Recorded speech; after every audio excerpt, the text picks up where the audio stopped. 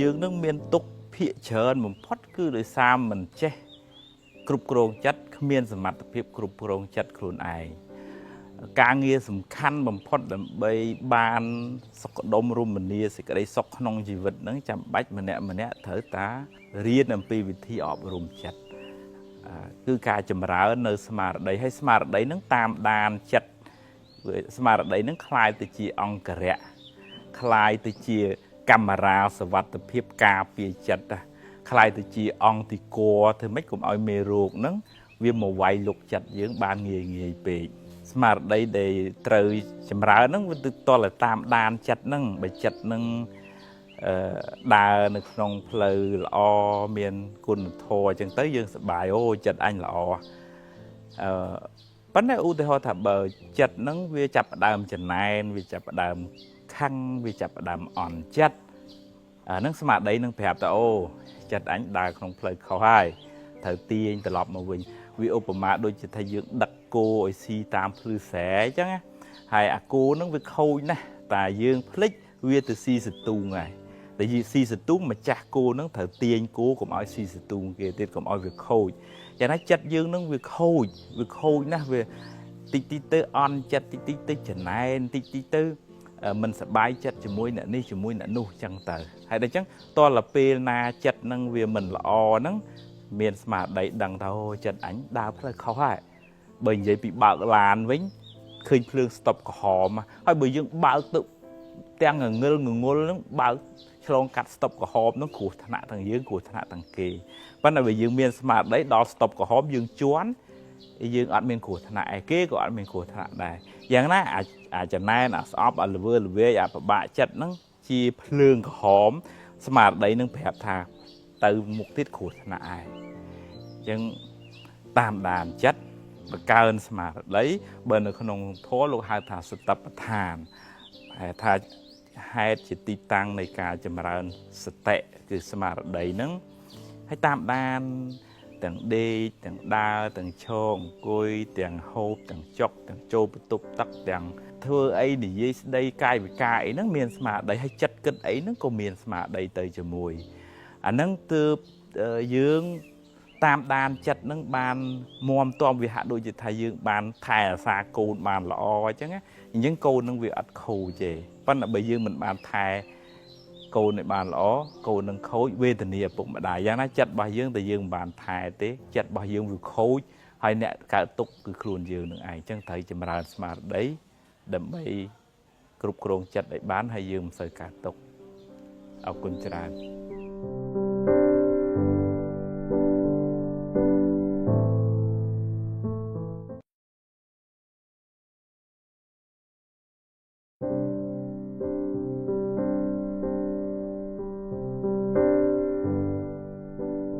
សប្តាហ៍ហ្នឹងគេចូលចិត្តធ្វើពិធីបុណ្យខួបកំណើតជាពិសេសយុវវ័យនិងក្មេងទូចបើខ្ញុំកណ្ដាលថាភាពចង់ឲ្យបានធ្វើបុណ្យខួបកំណើតហ្នឹងជាប្រយោជន៍សម្រាប់ខ្លួនឯងផងសម្រាប់អ្នកបង្កើតយើងផងយើងធ្វើបុណ្យខួបកំណើតមិនមែនគ្រាន់តែជួបជុំគ្នាហៅមិត្តភ័ក្តិបងប្អូនជប់លៀងផឹកស៊ីអំពូលទុកដល់ម៉ែឪរើសបកដបសបកកំប៉ុងវិយាថ្ងៃបុណ្យខួបកំណើតយើងគួរតែរៀបចំស្អីមួយបង្ហាញអំពីសេចក្តីស្រឡាញ់ការលះបង់របស់មេដាបេដាជាពិសេសមេដាដែលថាថ្ងៃឆ្លងទលេជាថ្ងៃដែលគាត់មានគ្រោះថ្នាក់សឹងតែអស់ជីវិតដើម្បីបានយើងមានជីវិតហ្នឹងគាត់ហ៊ានលះបង់អញ្ចឹងថ្ងៃហ្នឹងត្រូវកូនហ្នឹងរៀបចំស្អីបើមិនទាន់មានថវិកាលុយកាក់អីជូនមេដាបេដាក៏គង់នឹងមានសម្បត្តិថ្លែងអំណរគុណមួយក៏គង់មានផ្កាមួយបាច់ទៅដល់ថ្វាយបង្គំមេដាបេដាដោយសេចក្តីគោរពអោនលំទោនមិនអៀនមិនខ្មាស់ហើយនិយាយថាកូនសូមអរគុណលោកឪពុកអ្នកម្ដាយជាពិសេសអ្នកម្ដាយដែលបានផ្ដល់កំណើតដល់កូនហើយរងទុក្ខលំបាកប៉ុណ្ណាក៏ដោយគឺថាដើម្បីចិញ្ចឹមបីបាច់ថែរក្សាខ្លួនរហូតមកដល់ធំប៉ុណ្ណេះអាហ្នឹងវាមានន័យប្រសើរខ្ពង់ខ្ពស់ជាងគ្រាន់តែរាំគ្រាន់តែច្រៀងគ្រាន់តែផ្លុំនំខេកហ្នឹងវាល្អហើយដែលយើងបានកើតមកជាមនុស្ស ប៉ុន្តែបើគ្រាន់តែកើតជាមនុស្សហើយមិនបានបំពេញអ្វីដែលជាប្រយោជន៍អ្វីដែលជាខ្លឹមសារអ្វីដែលជាចំណេះដឹងជាគុណធម៌សម្រាប់ជីវិតខ្លួនយើងនឹងរស់នៅប្រហែល100ឆ្នាំក៏អត់មានប្រយោជន៍ដែរបើសិនជាយើងមូម៉ៅក្តៅកាហាយពិបាកចិត្តធ្វើទុកបុកម្នេញធ្វើឲ្យអ្នកដតីក្តៅកាហាយដោយសារយើងរស់នៅ200ឆ្នាំក៏អត់មានន័យដែរពុទ្ធលោកមិនសរសើរពុទ្ធលោកសរសើរមនុស្សសំបីរស់បានតែមួយថ្ងៃឬក៏មួយខណៈក៏ដោយប៉ុន្តែចិត្តនឹងវាត្រជាក់ចិត្តនឹងវាស្ងប់ចិត្តនឹងវាល្អយើងក៏បានសុខហើយផ្សព្វផ្សាយសេចក្តីសុខនឹងដល់អ្នកដតីអញ្ចឹងបើយើងធ្វើពិធីបុណ្យខួបកំណើតកុំភ្លេចអ្នកបង្កើតយើងជាពិសេសគឺម្ដាយរបស់យើង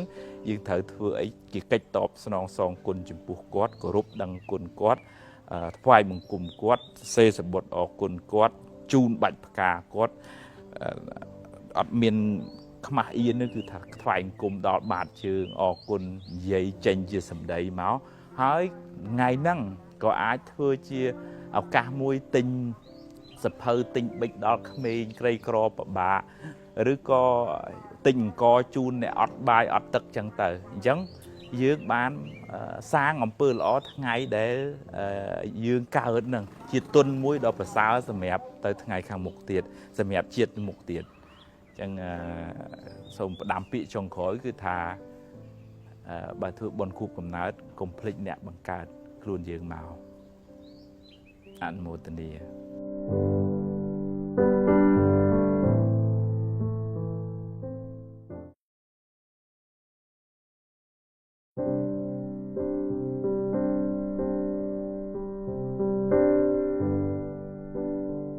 ភាពនឹងលើកយកប្រធានបទមួយពីរឿងបុណ្យធំតើស្អីគេចាត់ទុកថាជាបុណ្យធំហ្នឹងនៅលើរោងធំនៅលើភ្ញៀវច្រើននៅលើមានអ្នកធំអ្នកទូចចូលរួមច្រើនឬក៏នៅលើចាក់ផ្សាយតាមទូរទស្សន៍បង្ហោះក្នុង Facebook ឬក៏នៅលើអីអញ្ចឹងបុណ្យធំបុណ្យតូចហ្នឹងមិនស្ថិតនៅលើរបស់ខាងក្រៅទេស្ថិតនៅលើក្នុងចិត្តរបស់យើងថាតើយើងមានចិត្តរីករាយយើងមានចិត្តស្អាតបរិសុទ្ធចង់ជួយអ្នកដទៃនឹងកម្រិតណាបើយើងគ្រាន់តែជួយទៅដើម្បីបង្អួតបង្អបង្ហោះឲ្យគេឃើញឲ្យគេដឹងថាអញនឹងជាមនុស្សចិត្តល្អបុណ្យនឹងបានដែរប៉ុន្តែវាទូចវាទាបឬក៏អ្នកខ្លះធ្វើបុណ្យនឹងប្រាប់ភ្ញៀវ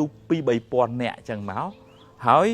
ចាំអង្គុយកត់ចាំមើលអញបានចំណូលប្រមាណពីបុណ្យមកវិញហើយមុនលោក4អង្គភ្ញៀវ2-3,000នាក់ហើយសរុបគ្នាចាំមើលទូទាត់ចំណាយចំណូលនឹងប្រមាណអញត្រូវខាតចំណេញប្រមាណហ្នឹងបុណ្យតិចមែនតើអញ្ចឹងខ្ញុំគណនាថាភាពគិតថាបើយើងធ្វើពិធីក៏ធ្វើចោះ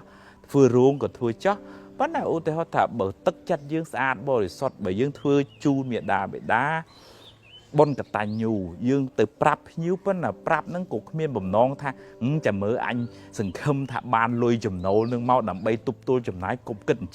ចឹងអត់សូវបានបុណ្យបើយើងមានថវិកាប្រមាណរៀបចំសឹងថាប្រាប់ភ្ញៀវនឹងប្រាប់ឲ្យមកទទួលទានរបស់យើងឯងមិនមែនប្រាប់មកដើម្បីបានលុយពីគាត់ទេសឹងថាមិនបាច់យកលុយមកចូលខ្ញុំក៏បានដែរប៉ុន្តែថាបើគេចូលហើយក៏ជូនគេទៅវិញទៅដោយទឹកចិត្ត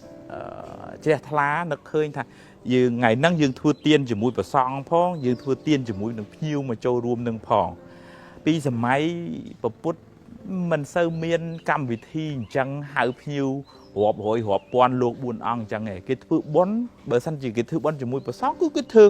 និមន្តព្រះសង្ឃ1000អង្គ2000អង្គមកមានចុងភៅមានអ្នកទទួលរៀបចំចង្ហាន់ប្រសង់ហើយភ្ញៀវប្រមាណអ្នកប៉ុណ្ណឹងអ្នកទៅគេមិនសូវធ្វើជាអង្គុយចាំកត់ចូលបច្ច័យអីប្រមាណទេឥឡូវបើក្នុងបច្ចុប្បន្ននេះបើសិនជាថាយើងធ្វើអញ្ចឹងក៏ដោយប៉ុន្តែថាក្នុងចិត្តហ្នឹងឲ្យវាស្អាតបរិសុទ្ធតែបុណ្យដែលខ្ពស់បុណ្យដែលច្រើនបុណ្យដែលធំហ្នឹងវានៅលើនេះឧទាហរណ៍ថាបើយើងឃើញគ្នាចិត្តស្លាប់ហើយអត់មានលុយចូលពេទ្យយើងអាណិតគ្នាយើងជួយសង្គ្រោះដឹកទៅពេទ្យចេញលុយឲ្យមើលអ្នកជំងឺនឹងទៀតអត់បានធ្វើរោងទេប៉ុន្តែបានបនធំហ្មងអញ្ចឹងអានឹងនៅក្នុងធម៌លោកហៅឲ្យទានដោយសង្គ្រោះឲ្យទានដោយចិត្តមេត្តាឲ្យទានដោយអ្នកដល់អ្នកដតីនឹងដើម្បីឲ្យអ្នកដតីនឹងបានរួចផុតពីទុក្ខមែន mẹ ao tiên đầm bay mục mọt đầm bay cất từ dưới đầm bay là bà nhỉ banได้phần là ban thạ tiệm mình tưởng chắc bồn thống rồi có bồn túi việc thật là lơ chế tần à dưỡng ạt bò để sót chế tần à dưỡng chui nè đợt tấy đời không miên sầm lăng ca tọp sông mà vĩnh hay chế tần à nắng trong lẹ bong mình tơ thì cái đây cầm nánh ca bạc can này ca mình thua tiếng đời sao về bạc can cầm nánh trong bàn ta khuôn anh bị đọc về nhưng thua tiếng tới dừng riêng lẹ đậm bay chùm rẽ mình tơ cứ sự đây cầm nánh không chặt nâng nâng từ dừng bạn buồn chờn một tuần này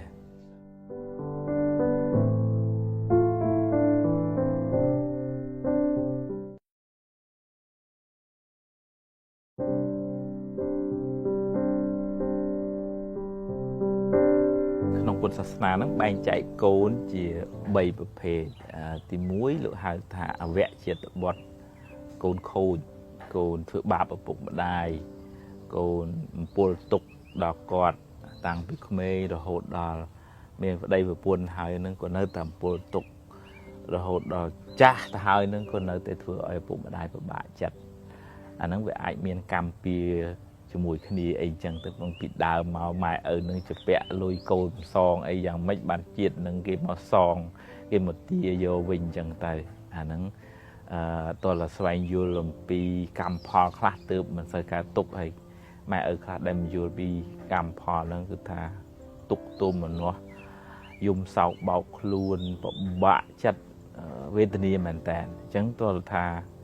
យើងបង្កើតកូនបានបង្កើតរូបកូនបានប៉ុន្តែมันអាចបង្កើតចិត្តកូនបានហើយយើងប្រឹងព្យាយាមណែនាំឲ្យអស់ពីលទ្ធភាពហើយបើយើងប្រឹងអស់លទ្ធភាពហើយនៅជួយមិនបានអាហ្នឹងសត្វលោកមានកម្មជារបស់ខ្លួនហើយអ្នកណាសាងអីក៏បាននឹងទៅអញ្ចឹងតើជាប់គិតអញ្ចឹងបានអាចរំដោះទុកចេញពីចិត្តខ្លួនឯងបាននឹងទី1គឺលោកហៅថាអវជាតិបុត្រទី2អនុជាតិបុត្រនឹងកូននឹងក្រនបើមានន័យថាចេះស្ដាប់ប្រកបធ្វើតាមប្រាប់ទៅមិនសូវពិបាកណែនាំបដៅច្រើនទេតាមកន្លងធរនិយាយម្យ៉ាងទៀតថាម៉ែឪរៀនបានថ្នាក់បាក់ឌុបហ្នឹងកូនក៏ផឹងលូតបានប៉ុណ្ណឹងក៏ម៉ែឪរៀនដល់បរិញ្ញាទៅក៏ផឹងលូតដល់បរិញ្ញាអញ្ចឹងហើយស្ដាប់ប្រកបមិនធ្វើឲ្យឪពុកម្ដាយពិបាកចិត្តទេទី3នោះកូនល្អអានោះពិបាករលោកហៅអតិជាតិបុត្រកូនដែលមានគុណធម៌ខ្ពង់ខ្ពស់ជាងម៉ែឪដឹកនាំម៉ែឪឲ្យសាងល្អធ្វើល្អឲ្យចេះធ្វើទានរក្សាសិលឲ្យចេះស្ដាប់ធម៌មានបញ្ញាពិបាករហើយកូននឹងច្រើនទៅជាកូនមានបុណ្យទឹកមកពីឋានលើឋានណាអញ្ចឹងទៅហើយគេស្វែងរកអ្នកដែលមានបុណ្យដូចគ្នាម៉ែឪល្អបានគេមកចាប់ជាតិជាមួយចាប់កំណើតជាមួយអាហ្នឹងយើងរឿងយើងមើលមិនឃើញប៉ុន្តែខ្មែរយើងមានពាក្យមួយថាឆ្នាំងណាគ្របនឹងមានន័យថាបើម៉ែឪល្អ